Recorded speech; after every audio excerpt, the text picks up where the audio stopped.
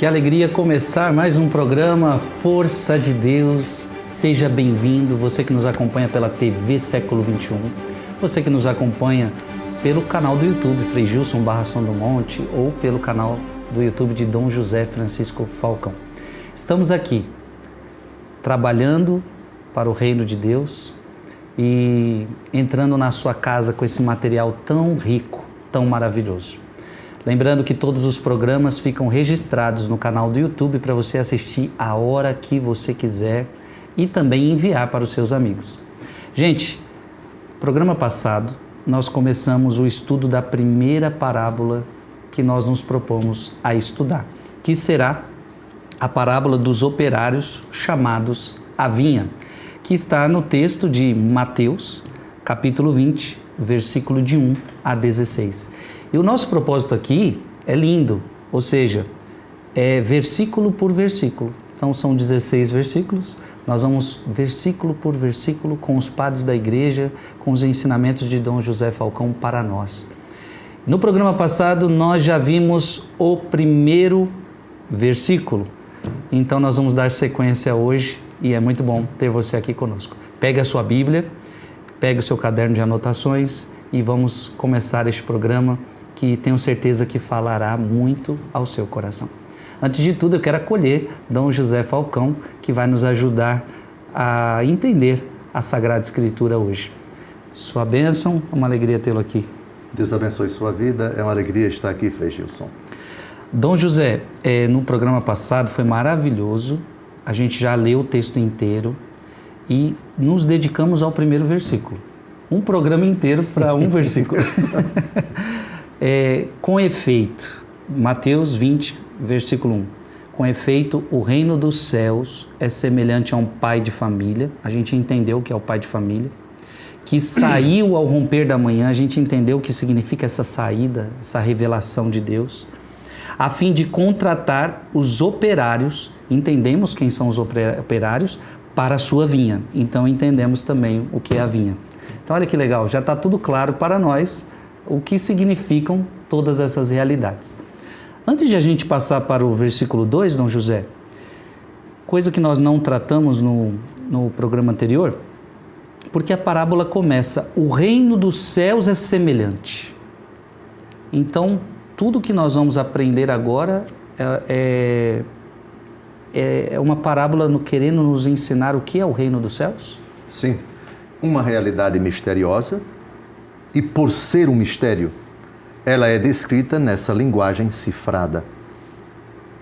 Um mistério que para falar dele, Deus utiliza, Cristo utiliza palavras misteriosas, palavras de comparação, palavras metafóricas, parábolas. Esse é o gênero, a forma literária, ou gênero, como queira, chamada parábola.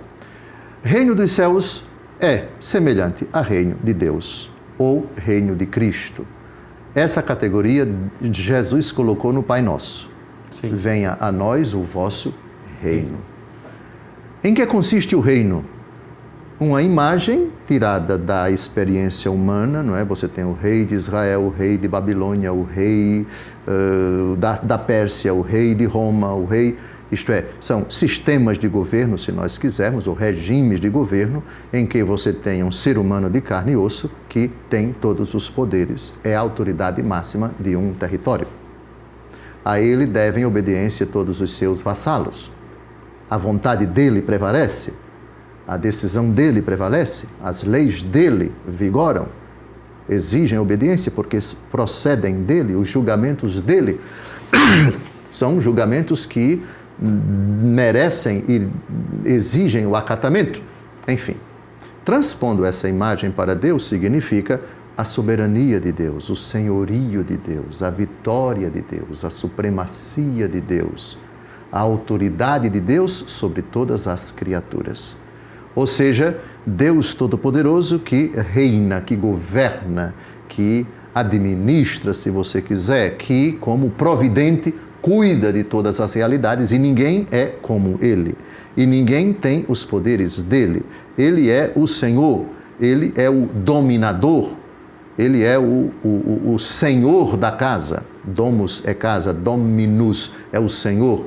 Dizem que a etimologia de casa e de senhor parece que é a mesma. Então, o senhor da casa, o domus, casa, dominus, é o senhor. Enfim, em todo caso, é uma realidade que mostra o domínio de Deus, a vitória de Deus, o poder de Deus, a supremacia de Deus, o cuidado de Deus, o senhorio de Deus na história pessoal, na família, na sociedade, em toda a face da terra, em todo o universo, porque Ele é o Senhor de tudo. O reino de Deus não consiste em comida nem em bebida, mas é justiça, alegria, paz ou gozo no Espírito Santo. Então, a palavra de Deus, o reino é tão misterioso que São Paulo não diz o que é, mas diz o que não é. Leia, por favor. O reino de Deus não é comida nem bebida, mas justiça, paz e gozo no Espírito Santo. Então veja, quando Jesus diz, meu reino não é deste mundo, ao mau caráter que lhe perguntou se ele era rei, e Jesus confirmou que era rei, não é deste mundo. Os critérios dos reinos deste mundo, comida, bebida, IDH, alto salário, país desenvolvido, tecnologia, etc. Para Jesus, Nada. isso não tem nada a ver de reino. Agora, o reino tem outros critérios. Não é comida nem bebida. Portanto, não é cidade desenvolvida, país rico com PIB alto, com fatura tanto, é um país rico, etc. Isso não tem nada a ver com o reino de Deus. Não é isso. É outra coisa. É justiça, é alegria, gozo. São os valores espirituais. Tanto é que Jesus diz, o reino de Deus está entre vós. Outra tradução, está dentro de vós. Então, são critérios a partir de dentro. Cristo reina em mim. Cristo reina na minha casa quando nós nos dobramos diante do Senhor, somos fiéis a Ele, somos obedientes a Ele.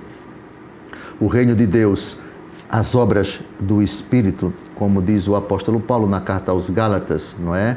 É alegria, é júbilo, é conversão, é vida nova, etc. Aí são os sinais do reino dos céus.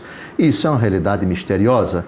Tanto é que para falar do reino ele utiliza, vamos ver, a parábola do grão de mostarda. Do grão, pequena.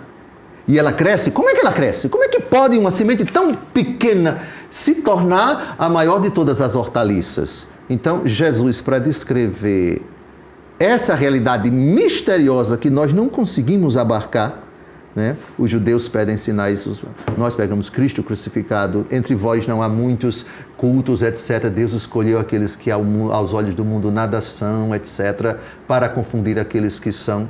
Onde está o reino de Deus? Está em Baipendi, lá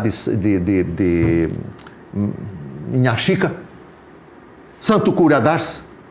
Quem podia imaginar que um povoado paupérrimo do norte da França, um santo daquela envergadura pudesse converter tantas pessoas, Deus tivesse concedido ou pudesse conceder tantas graças, tantas dádivas àquele homem que converteu tantos corações. São os critérios do rei. É uma realidade misteriosa que nós não conseguimos abarcar, colocar dentro dos critérios da antropologia, da economia, da ecologia, da sociologia, etc. E aí Jesus, ao falar dessa realidade misteriosíssima, utiliza essas realidades, essas palavras tão profundas, as parábolas. Por isso, geralmente elas começam, o reino dos céus é semelhante a, é como, etc. As imagens tiradas da experiência do campo, da experiência da pecuária, do mundo, da cidade, do interior, da própria pessoa, das sementes, das plantas, dos animais, para falar dessa realidade misteriosa. Então, sempre as parábolas têm essa perspectiva. Ou seja, é como se Jesus dissesse, esse mistério que vocês não compreendem, e nunca vão compreender completamente, porque se compreenderem o mistério deixará de ser mistério, é semelhante a essa historinha que eu vou contar para vocês. E a história é simples, mas profunda, e que precisa de cuidado, e geralmente o cuidado está na própria Bíblia, na própria pregação de Jesus, nas cartas dos apóstolos, no Antigo Testamento, no Novo Testamento e na tradição da igreja, para a gente compreender essa riqueza. E nunca a gente vai esgotar completamente, porque é sempre um mistério insondável. Você intuiu uma coisa com Santo Agostinho, isso não significa dizer que a parábola está completamente explicada. Santo Agostinho deu uma intuição, apontou um caminho. Mas tem também São Gregório Magno, tem São Gregório de Nissa, tem São Basílio, tem Orígenes e assim por diante. E nisso consiste a riqueza. Está aí uma prova na tradição da Igreja de que tantas interpretações, nunca uma contradisse outra, todas elas nos trazem elementos novos, porque são chaves de leituras diferentes, e sempre a palavra continua um mistério. Que coisa insondável! O que é que Jesus quer dizer com isso? Essa é a beleza das parábolas. Muito bom. Vamos para o segundo versículo da parábola em questão. Parábola dos operários da vinha. Leia aí comigo na sua Bíblia, Mateus capítulo 20, versículo 2. Ajustou com eles um denário por dia e enviou-os para a sua vinha. A pergunta, que é a mesma que eu fiz no programa anterior, qual é a obra dos operários? Foram contratados para quê? Pergunta da mais alta relevância. Obviamente que a gente, num primeiro momento, vai responder trabalhar na vinha, trabalhar na plantação de uva. E a plantação de uva significa cuidar da uva, cuidar da planta e cuidar de todas as plantas e cuidar do terreno onde as plantas estão plantadas, estão lá, não é? Lembra da imagem de Isaías capítulo 5, não é? A vinha do Senhor é a casa de Israel, Deus Todo-Poderoso cercou com uma sebe, colocou uma torre, fez o lagar, etc, etc, etc. Claro que é uma imagem que não pode ser interpretada ao pé da letra. E o próprio texto de Isaías capítulo 5 diz que Deus Todo-Poderoso, a vinha do Senhor é a casa de Israel. A vinha é Israel e o dono da vinha é Javé, o Deus de Abraão, de Isaque e de Jacó. Claro, e aí se faz uma transposição. Ele cuidou, dedicou todo o carinho a Israel, esperava uvas, mas vieram agraços e assim por diante. O que mais eu poderia ter feito pela minha vinha? Lamenta-se o Senhor Deus e tal. Ele vai tirar a sebe e vai entregar essa plantação para as pessoas. Vai haver uma devastação e assim por diante. Aquela imagem de Isaías capítulo 5. Sim. Depois a gente tem que ir para João capítulo 15. Eu sou a videira, meu pai é o agricultor. Aquele que permanece em mim, esse dá muitos frutos. Muito bem. Então, a resposta à pergunta do Frei Gilson está nos lábios do próprio Jesus. Vão trabalhar, ou seja, vocês têm que produzir obras. Vocês têm que trabalhar. Né? Operário vem de opus. Opus é obra, sabia? Operário. A etimologia de operário é opus, aquele que opera, aquele que obra, aquele que realiza uma obra, aquele que trabalha. E qual é a obra que dos lábios de Jesus saiu como um recado direto? O trabalho de vocês nesta terra, o trabalho de vocês nesta terra é um só. Com essa frase, Frei Gilson, de João 6, de 28 a 29, vá abrindo aí a sua Bíblia.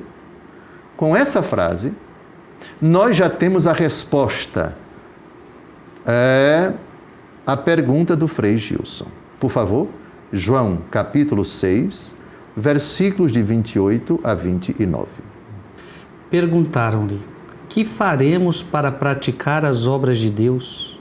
Respondeu-lhes Jesus: a obra de Deus é esta, que creiais naquele que ele enviou. A fé. Pronto. O próprio Jesus explica.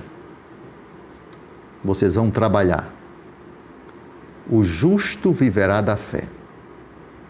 Essa frase que é de Romanos, por favor, Romanos capítulo 1. Se eu errar, me interne no hospital de broco. Romanos capítulo 1, me parece que é de 16 a 18, o justo viverá da fé. São Paulo faz uma pequena mudança, se não me engano, em Abacuque capítulo 2, versículo 4. Abacuque diz: o justo viverá da fidelidade. Interessante. No Antigo Testamento. Aqui São Paulo está citando literalmente Abacuque. Só que ele não chama mais fidelidade, ele chama fé. O justo viverá da fé. Quer ler, por favor? Porque nele se revela a justiça de Deus, que se obtém pela fé e conduz à fé, como está escrito, o justo viverá pela fé. Pronto. A senhora vive do seu trabalho, não é para garantir o pão de cada dia para a sua família. A senhora acorda cedo, cuida das crianças, vai trabalhar lá naquela empresa, naquela escola, naquele local de trabalho público ou privado. A senhora vive do seu trabalho. Esse é o trabalho da senhora. Humanamente falando, a senhora vive, ou seja, se mantém, guarda, compra, protege, zela, investe, qualquer verbo que a senhora queira aplicar para o seu patrimônio, o pão de cada dia, a roupa para os seus filhos, a reforma da sua casa. A senhora vive do seu trabalho. É correto você dizer que você, no sentido bem corriqueiro, que você vive do seu trabalho. É o seu trabalho que lhe possibilita o pão de cada dia, o seu salário, etc. À luz da fé, você vive da fé.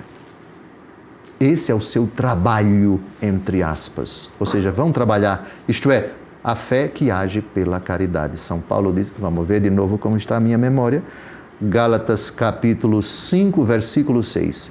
Por favor, Frei Gilson, o primeiro hospital geriátrico que encontrar, se eu errar e pagar esse mico, aí me interne. Gálatas capítulo 5, versículo 6.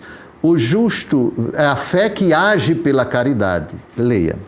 Estar circuncidado ou incircunciso de nada vale em Cristo Jesus, mas sim a fé que opera pela caridade. Pronto, viva disso. Não somente a fé sem a caridade. São Tiago vai dizer que a fé sem as obras é morta. É morta. A fé sem as obras, ela é morta. Então, essa é a obra. Vá trabalhar na vinha, ou seja, creia em Jesus e que essa fé se traduza em obras de caridade. Esse é o trabalho. É o que o dono da vinha diz para você, vá trabalhar. Ou seja, primeiro creia, depois que essa fé sua atue, trabalhe, opere pela caridade. Eu já está me vendo a meditação de São Gregório, quando ele fala que os operários da primeira vinha, Noé, Sim. Adão, Abraão, Sim, que Abraão é o pai na fé, né? Então é o pai de todos então nós. É Deus chamando os operários de todos os tempos à fé, né? Perfeitamente.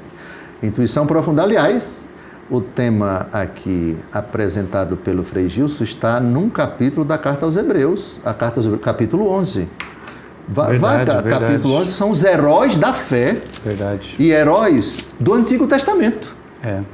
Do Antigo Testamento você tem Abel, você tem Noé, você tem Abraão, você tem Sara, você tem Moisés. Várias personagens do Antigo Testamento aqui são elogiadas pela sua fé. Aliás, o capítulo 11 começa assim. A fé é a posse antecipada do que se espera, é a certeza do que não se vê. E aí tem uma longa dissertação desses baluartes da fé que atuaram, que agiram. A fé que age pela caridade. Perfeitamente.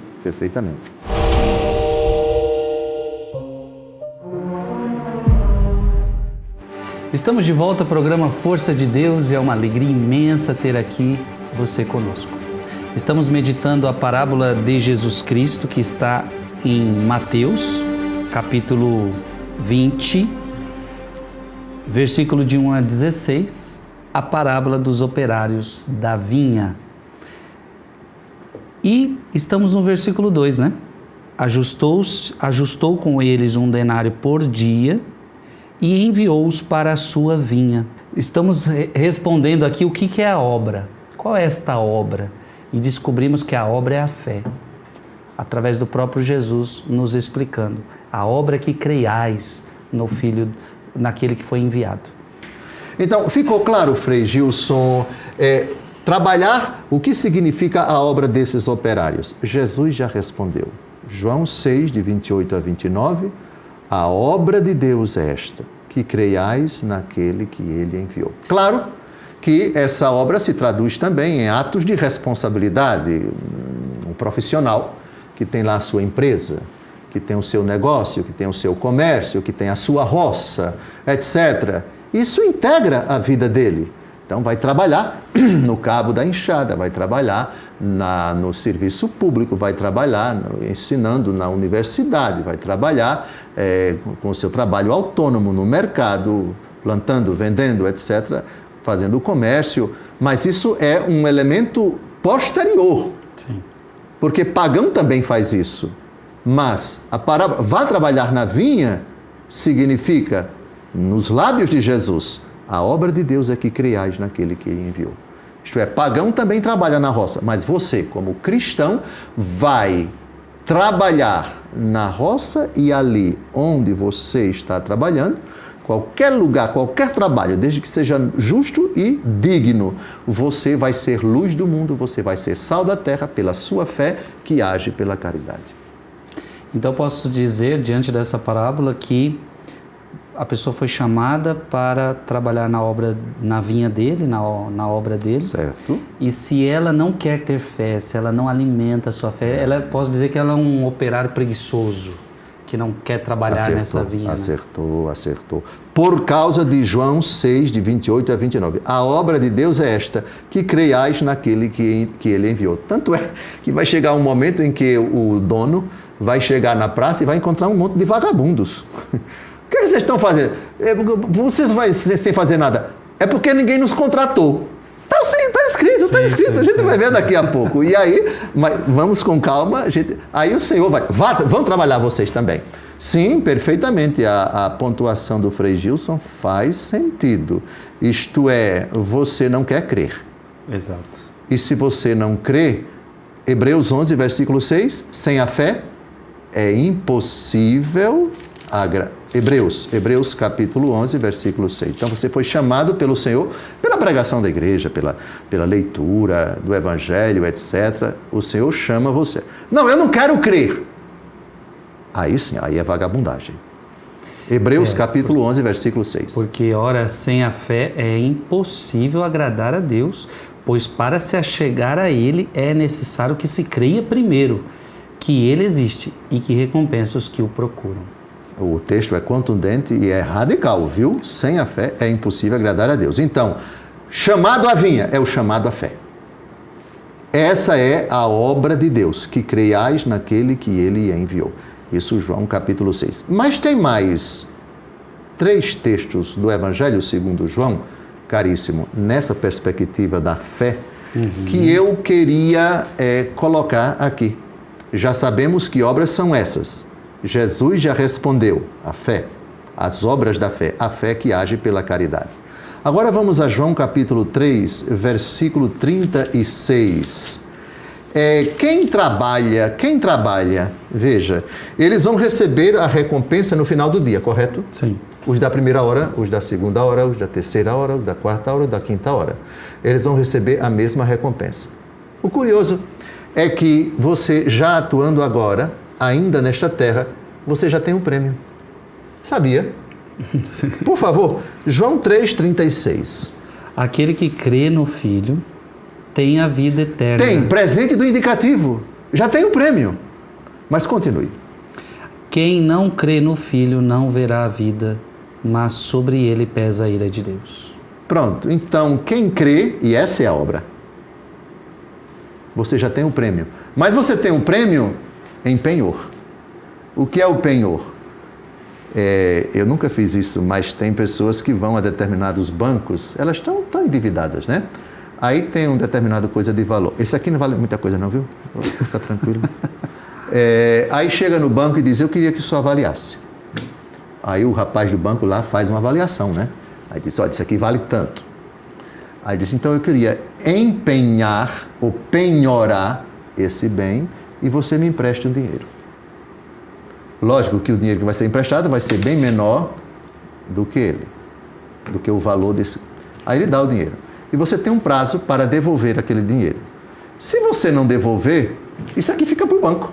Aham. Sabia disso?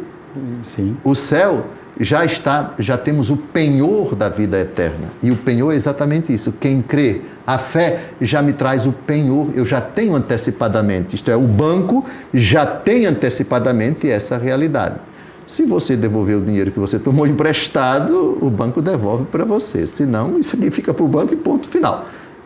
Mais ou menos isso, não é? Nossa vida já foi penhorada. Pela fé, nós já temos a vida eterna em penhor. Podemos perder. Como você, quando deixa o relógio no banco, você pode perdê-lo. Pelo pecado mortal, já temos a vida eterna pela fé e pelo batismo. Tem a vida eterna, mas você pode perder essa vida eterna. E essa palavra penhor, ela era muito cara para São Paulo. Penhor mesmo, penhor. Aquilo que o banco faz, alguns, eu não sei se todos os bancos, mas alguns bancos, eles penhoram.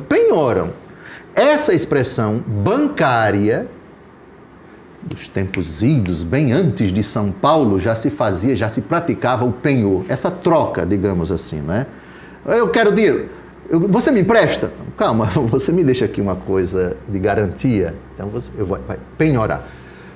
2 aos Coríntios, capítulo 1, versículo 22. 2 aos Coríntios, capítulo 1, versículo 22.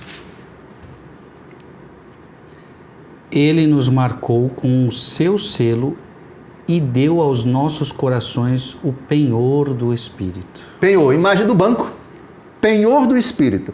O Espírito Santo de Deus que nos é dado pela fé e pelo batismo, ele, São Paulo quem diz em outra ocasião, nós não sabemos pedir nem orar como convém, mas o Espírito vem em socorro de nossa fraqueza e ele opera em nós com gemidos inefáveis.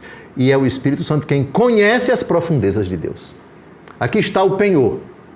Você já tem uma antecipação da vida eterna em você. Sabe qual é? O Espírito Santo de Deus que lhe foi dado pela fé e pelo batismo. É uma imagem belíssima essa do penhor. Então, eu já fui penhorado, eu já pertenço ao céu, né? São Paulo vai dizer em Colossenses, capítulo 3, versículos de 1 a 3, buscai as coisas do alto, vós morrestes, e a vossa vida está escondida com Cristo em Deus. Olha que bonito. Ou seja, você já pertence ao céu. Você já é... Então, por isso que Hebreus, capítulo 1, versículo 1, fala que a fé é o fundamento da esperança. Capítulo 11. Ou seja, é esse penhor, né? É verdade, é verdade. Você é a certeza de que existe aquilo que não se vê. Pela fé, você já pertence à eternidade. São Paulo diz, na carta aos Gálatas e também aos Efésios, sobretudo capítulo 2, vós sois cidadãos do céu. Nós estamos aqui de passagem. Já fomos penhorados, nossa vida está escondida com Cristo em Deus. É verdade que penhor, atenção, penhor é algo que a gente pode perder. Né? Tanto você, quando deixa penhorado o objeto de valor no banco, você pode ir lá e pegar de volta, como também, não tendo condições de pagar, você pode perder para sempre. Aliás, é um contrato, parece que você assina com um banco, né? Você deixa o objeto, é fotografado, é filmado, o valor ali e tal, você concorda, recebe o dinheiro e tem um prazo para você devolver o dinheiro, para poder pegar o objeto. E você pode perdê-lo para sempre. O Espírito Santo nos foi dado pela fé e pelo batismo, mas isso não significa dizer que eu já tenho um lugar certo, com certeza de fé no céu. Eu posso perder essa realidade que eu já tenho em penhor agora. O Senhor pode tirar essa realidade. Lembra? E dizer, né?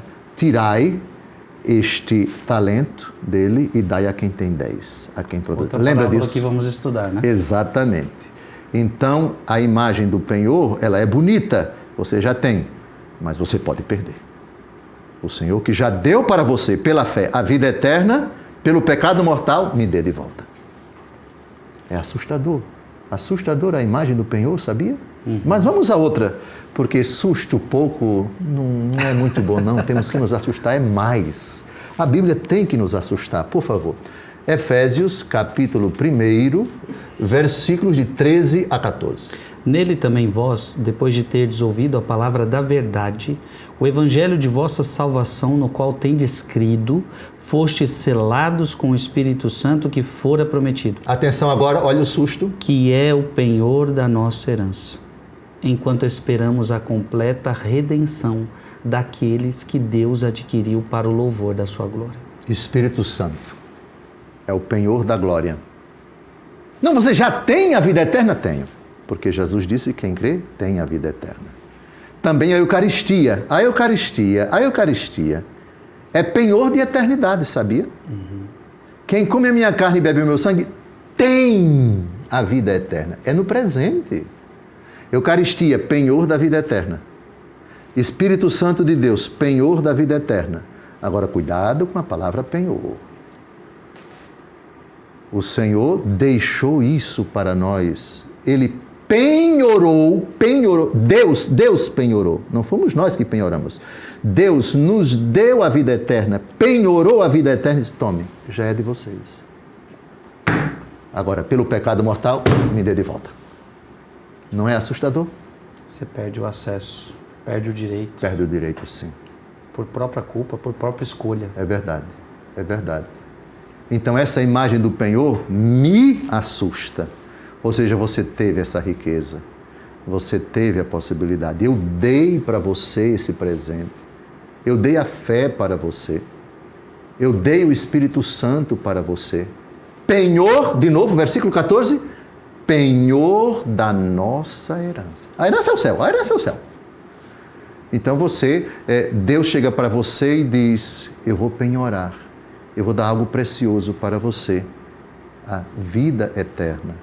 O Espírito Santo, o meu Espírito, para que você viva pela fé, para que a obra que é a obra da fé, a obra de Deus é esta, que creiais, viva pela fé, produza a fé pela caridade.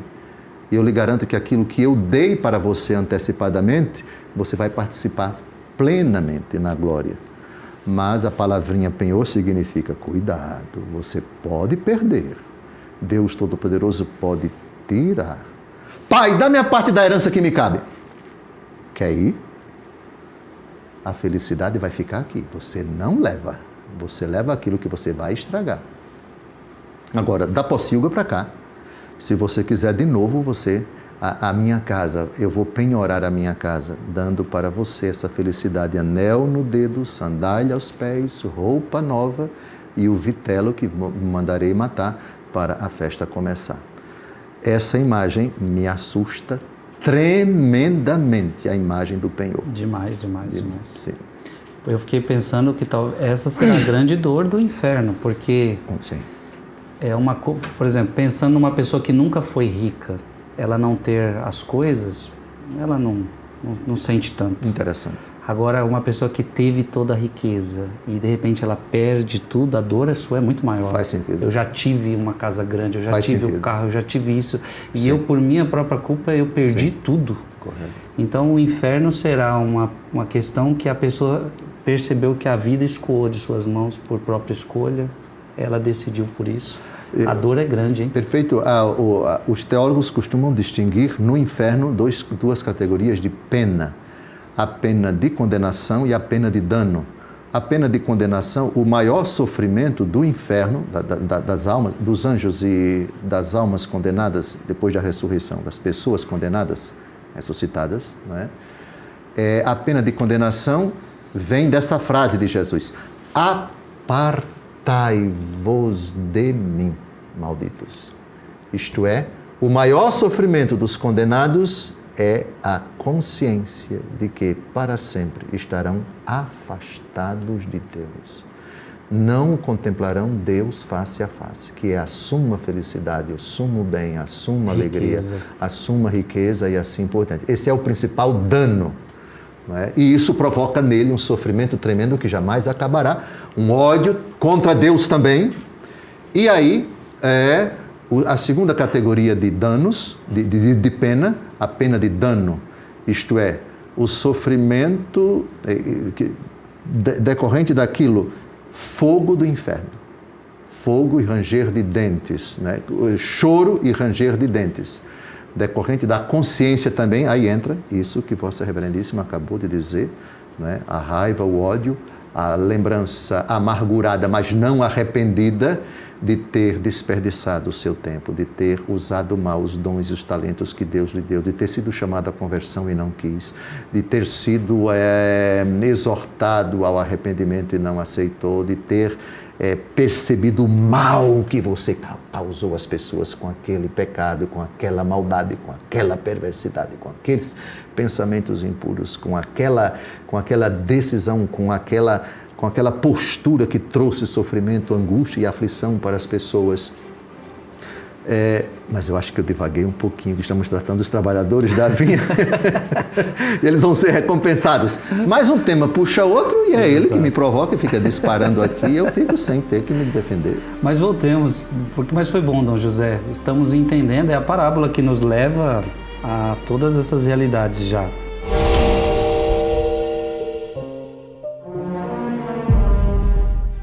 Estamos de volta ao programa Força de Deus e é uma alegria imensa ter aqui você conosco.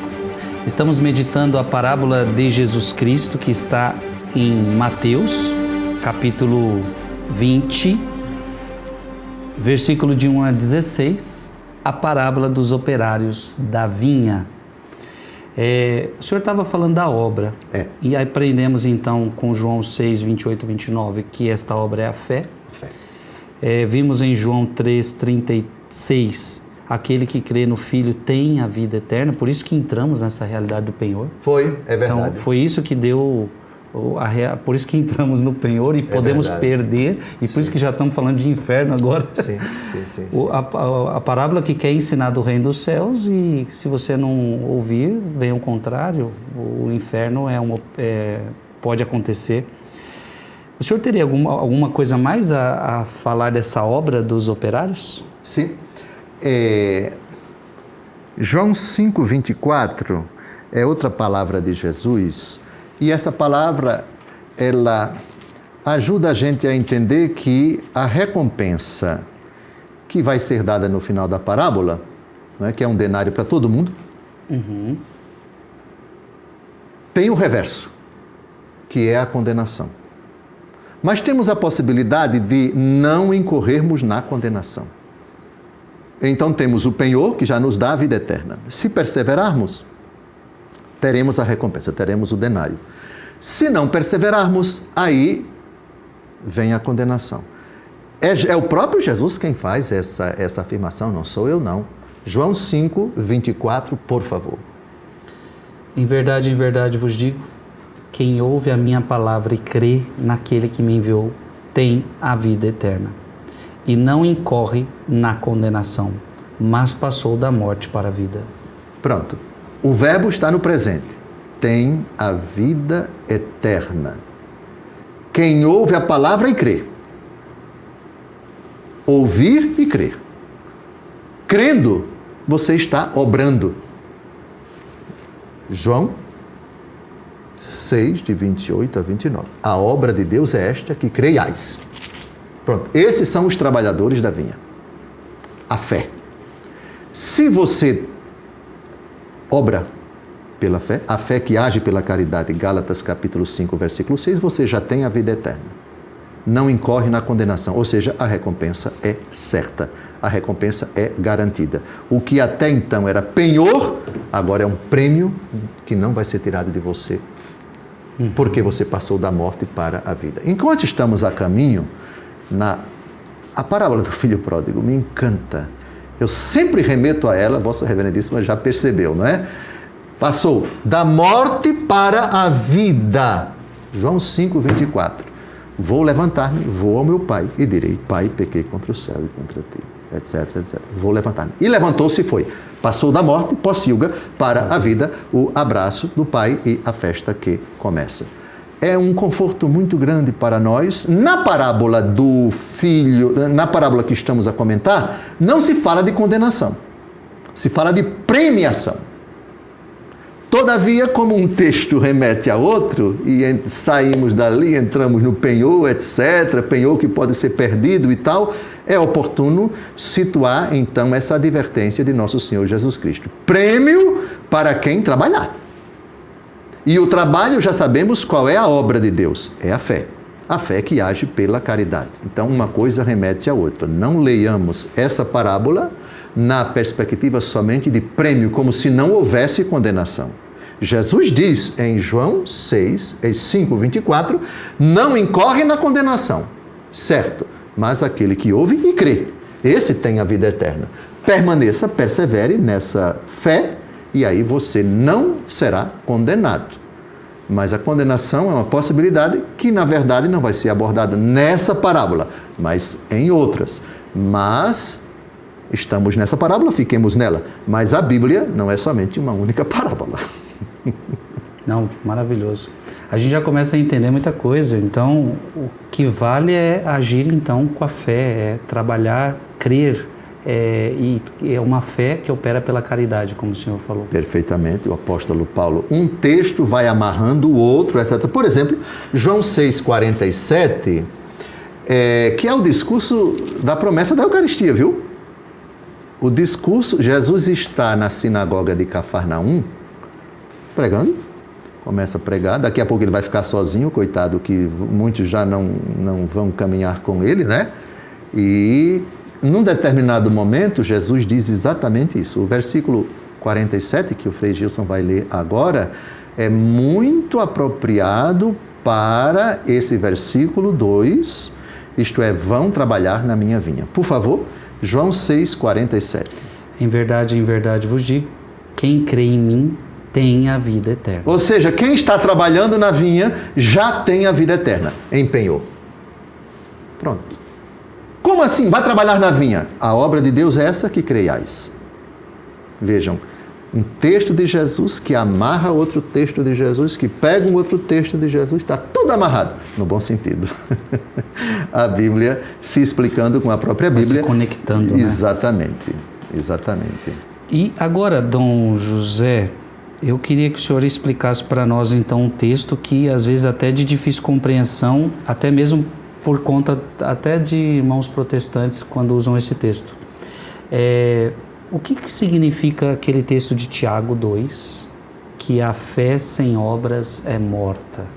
Nesse contexto dessa parábola, que estamos vendo a importância de crer, mas uma fé que não tenha obras, ela não vale de nada. Certo? É um texto clássico quando o assunto é a doutrina da justificação.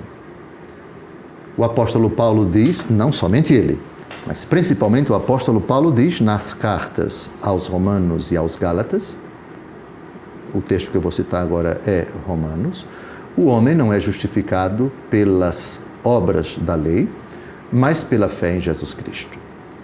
Essa frase é retomada nos capítulos 4 a 6, mais ou menos, da carta aos Romanos, e também nos capítulos 1º e 2º da carta aos Gálatas. Não apenas, mas sobretudo nessas duas cartas. O apóstolo Tiago, que não vai contradizer absolutamente o apóstolo Paulo, até porque, lembre-se, São Paulo, quem diz que a fé sem as obras é morta, é São Tiago. São Tiago. Mas São Paulo diz isso de outra forma. A fé que age pela caridade. Sim. Gálatas capítulo 5, versículo 6. Então alguns dizem, a teologia de São Tiago era diferente da teologia de Paulo, porque Paulo fala da justificação pela fé. Certo, mas São Paulo vai falar das obras da fé. A fé que age pela caridade. E São Tiago vai dizer, capítulo 2, que vamos ler agora, lá no versículo 24, que o homem não é justificado somente pela fé, mas também pelas obras. E há contradição? Não há contradição. São Paulo diz que o homem não é justificado pelas obras da lei de Moisés. São Tiago vai dizer que o homem é justificado pelas obras da fé. Uma coisa são as obras da fé, outra coisa são as obras da lei de Moisés. As obras da fé evidenciam a fé. A fé traz consigo um movimento necessário, obrigatório, de agir pela caridade. A frase de São Paulo, Gálatas 5, versículo 6. Não é a circuncisão que justifica nem a incircuncisão, mas a fé que age pela caridade. pela caridade. Ou seja, se você diz que tem fé, haja. A fé precisa ser demonstrada como realidade viva e isso se manifesta pelas obras. Tiago, capítulo 2, de 20 a 26.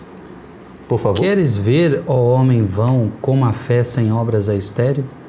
Abraão, nosso pai, não foi justificado pelas obras, oferecendo seu filho Isaque sobre o altar?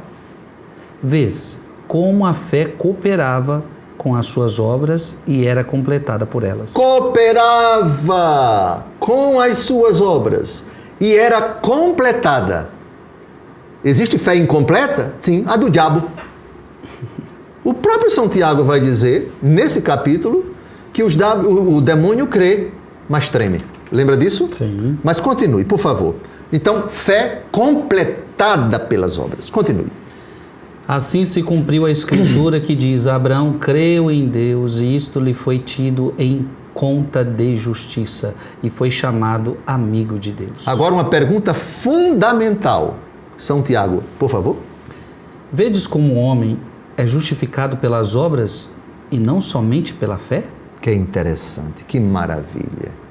Então, qualquer cristão que disser que é somente a fé que justifica e não obras, ele precisa ler direito esta carta, este versículo, e precisa ler direito também o apóstolo Paulo. A fé que age pela caridade, Gálatas capítulo 5, versículo 6. Se é somente a fé, você está no mesmo nível do diabo. Mas a gente vai ver a frase do diabo, o diabo que acredita em Deus, mas treme, nesse mesmo capítulo, daqui a pouco. Por favor, continue. Do mesmo modo, Raabe, a meretriz, não foi ela justificada pelas obras por ter recebido os mensageiros e os ter feito sair por outro caminho? Uma prostituta como modelo de fé. Olha que bonito, continue. Assim como o corpo sem a alma é morto, assim também a fé sem obras é morta. Pronto, me parece que, Frei Gilson, um pouquinho de teologia não faz mal a ninguém que lê a Bíblia a ponto de concluir, São Paulo não disse uma coisa e São Tiago disse outra. Absolutamente! São Paulo diz que o homem não é justificado pelas obras da lei, de Moisés. As obras como eram entendidas pelos escribas e fariseus. Jesus disse no capítulo 5 de São Mateus, se vossa justiça não superar, ou for, outra tradução, for superior à dos fariseus, escribas e fariseus, não entrareis no reino dos céus. Qual era a justiça dos fariseus? Faça. Independente de o seu coração estar na graça, enfim. A questão interior para eles não valia nada. Era a observância externa. Sim.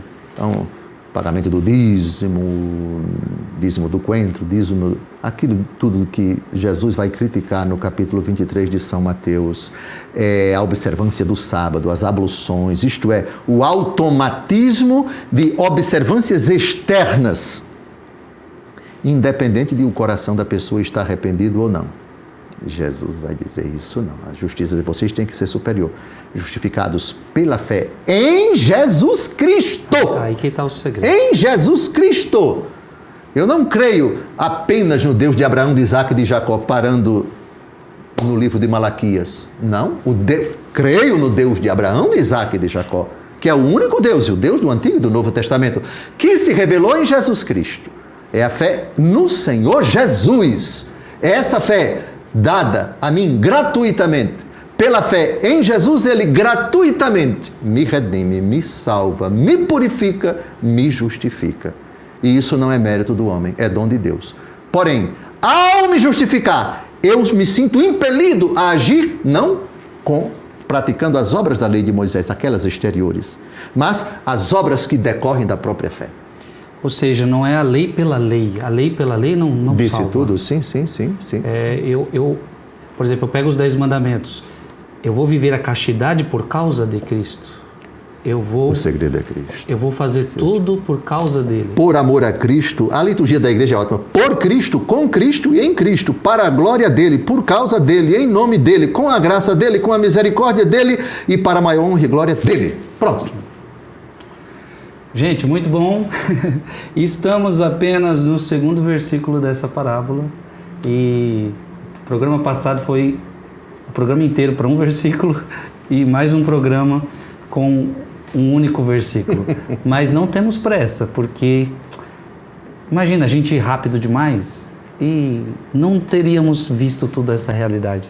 Então a ideia aqui é aprofundar, que é isso que a gente estava precisando, é por isso que a gente ansiava por esse programa, porque é um programa de aprofundamento, porque se fosse só uma leitura rápida, vazia, não valeria a pena. Te espero semana que vem. Vamos pedir a bênção de Deus. Abençoe-vos Deus Todo-Poderoso, Pai e Filho e Espírito Santo. Amém. Amém.